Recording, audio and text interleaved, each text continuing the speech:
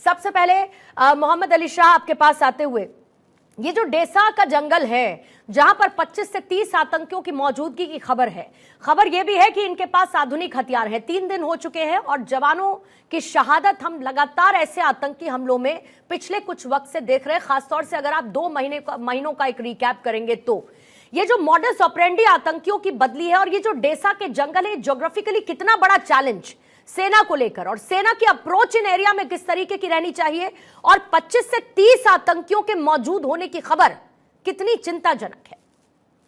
Okay पूर्णिमा जी, ये बहुत ही चिंताजनक बात है ये। और सन 2003 से 2005 में खुद जम्मू कश्मीर के बॉर्डर इलाकों में, बल्कि अखनूर के आगे जो बटल सेक्टर पड़ता है वहां पे, टाना सेक्टर, वहां पे मैंने अपनी सेवा दी थी, तो मेरे को अच्छे से मालूम है वो वाला इलाका। और जो डोडा जो है, जैसे कि भदरवाह साइड हो गया, वहां पर बाद में फौज से सेवानिवृत्त होने के बाद वहां पर हमने वेब सीरीज शूट की थी वहां पे। तो देखिए ये घना जंगल है, इतना घना जंगल है कि आप यकीन नहीं मानेंगे अगर मेरी बात को मैं बताऊं आपको कि अगर आपसे 5 मीटर दूर कोई बैठकर दाग के एम्बुश लगा दे, लोगों को मालूम नहीं पड़ेगा। लोग बोलेंगे अरे 5 मीटर दूर ऐसा हो कैसे लग सकता है? ऐसा है क्योंकि वो घना जंगल है। अब देखिए, बिना कहीं पे भी लोकल सपोर्ट के आप किसी भी उग्रवादी घटना को अंजाम देना बहुत ही मुश्किल होता है। और 25 से 30 आतंकवादी आपने बताए, ये बहुत ही चिंताजनक बात है। यानी कि हम आए दिन देख रहे हैं ये रोजाना हमले हो रहे हैं, रोजाना ये ऐसा नरेटिव सेट करने की कोशिश कर रहे हैं कि धारा 370 हटने के बाद, जो कि अगस्त 2019 में हटा था, उसके बाद चीजें विस्तार से नहीं हुई, नॉर्मल नहीं है। अब देखिए कश्मीर में तो ये कर नहीं सकते, कश्मीर में इनको मार पिटेगी। ये अपना ज्योग्राफिकल लोकेशन शिफ्ट कर रहे हैं टुवर्ड्स जम्मू साइड, थोड़ा साउथ इन्होंने चेंज किया है अपना ज्योग्राफिकल लोकेशन। और आप एक और चीज अगर आप गौर करेंगे पूर्णिमा जी, इसमें सिमिलैरिटी सारे हमलों में ये है कि एक फौजी दल जा रहा है, एक दस्ता जा रहा है एक सुनसान इलाके में। सबसे पहले ये ड्राइवर पे एम्बुश करते हैं, ड्राइवर को निशाना बनाते हैं जी। और ये सटीक निशाना लगता है। ये एक उग्रवादी या आतंकवादी का, मैं इतनी अच्छी ट्रेनिंग उनको नहीं मिलती है।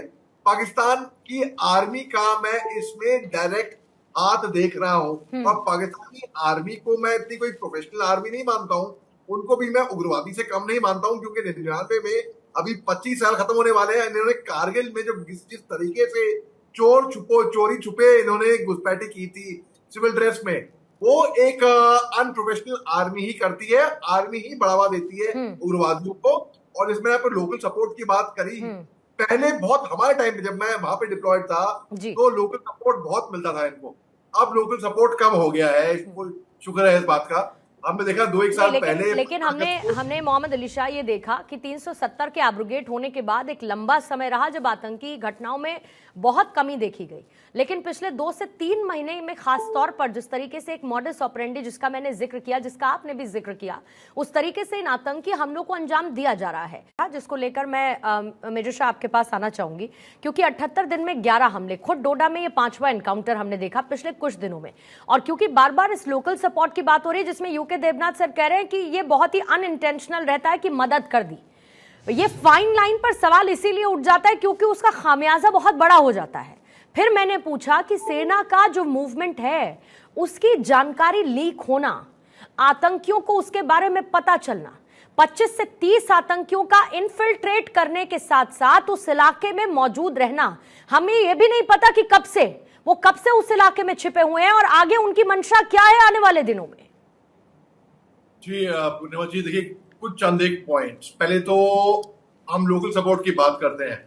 एक फिल्म है मोजी, एक शॉर्ट फिल्म है, ये कश्मीर के ऊपर दर्शाई गई है, वो अभी रिलीज नहीं हुई है, लेकिन उसमें ऐसा है, वो रिलीज हुई, उसमें बताया गया है कि किस तरीके से पाकिस्तान से घुसपैठी आते हैं और ना चाहते हुए भी कैसे इनको लोकल सपोर्ट मिलता है। अब वो लोकल सपोर्ट उग्रवादी को सपोर्ट नहीं करते होंगे, लेकिन उनको या तो गन पॉइंट पे मजबूरन उनको, तो उसमें बड़ी अच्छी एजुकेटिव फिल्म है, जब वो आएगी तो वो आएगी है। अब कुछ चंद एक बातें हैं, जैसे कि जो रास्ता हम अपनाते हैं जाने के लिए, ये फौज की टैक्टिक्स है, वो रास्ते से हम वापस ना जाए, एक सेट पैटर्न ना रखें। जैसे कि सुबह को 5 बजे एक पेड़ के नीचे बैठकर वहीं पे मोर्चा तैयार करेंगे, तो वही 5 बजे सुबह को वो मोर्चा नहीं इख्तियार करेंगे। फौज की टैक्टिक्स है, ये सीखला है, और ये मैं जानता हूँ कि आम बात है, हमारे फौजी भी इस बात को ध्यान रखते हैं। तीसरी बात, आजकल मोबाइल सबके पास में हो गया है, और कहीं पे कहाँ पे कैसे, पहले तो हमारे पास एक ताड़ीरान सेट हुआ करता था, हमारा सिंगल चैनल, जहाँ पे बोलते थे hello alpha for Bravo over, Bravo for alpha okay pass over. आज की तारीख में मोबाइल भी हो गया है, तो इंटरसेप्शन, वहां से इंटरसेप्ट बहुत जल्दी चीजें हो जाती हैं। तो हम, ये भी फौज की हिदायतें हैं, ये बस मैं दोहरा रहा हूँ, यहाँ पे सब जानते हैं, फौजी तो खासतौर से जानते हैं कि फोन पे कहीं पे भी लूज स्टॉक्स नहीं होती हैं। अच्छा, अब ये जो उग्रवादी जो हैं, आतंकवादी जो हैं, इनके जो सपोर्टर जो होंगे, चाहे चाहते हुए या ना चाहते हुए, वो इनरिस्पेक्टिव जो इनको सपोर्ट करते हैं, वो निगाहें रखते हैं कि कहां पर फौज की मूवमेंट हो रही है, कहां पर इनकी प्लानिंग हो रही है, सब कुछ इनको खबर रहती है। तब जाके ये अंजाम देते हैं एक घटना को। स्पॉन्टेनियस अटैक्स बहुत कम मैंने देखे जम्मू कश्मीर, ये सब प्लान्ड होते हैं। और ये जब आते हैं, ये तो अपने आप को उड़ाने के मकसद से आए होते हैं, खुद मरने के मकसद से आए होते हैं, क्योंकि इनको ना बकवास, इनके दिमाग में बहुत बकवास भरा जाता है। इनको सपने दिखाए जाते हैं हूर के, और आप जन्नत में जाओगे, और जो कि बकवास, सीधा जहन्नम में जाएंगे ये लोग, और कहीं नहीं जाने वाले। कोई हूर पर ही इनके लिए उनको नहीं मिलने वाली है। अच्छा, तीसरी बात, ये क्योंकि ये लोग इतने डिटर्मिन्ड होते हैं कि हमको अपने मकसद में, हमें अब 25 से 30 आतंकवादी अब वहां पे छुपे बैठे हैं, फौज तो वहां पे इनको ढूंढ निकालेगी। और अगर हमको कोई सुन रहा है सरहद के उस पार बैठे हुए, या इनके भी टीवी चैनल पे, वो कान खोल के सुन ले और खूब जान ले कि भाई आप लोगों को ढूंढा जाएगा, चुन चुन के, एक एक को इसका हिसाब रखना पड़ेगा।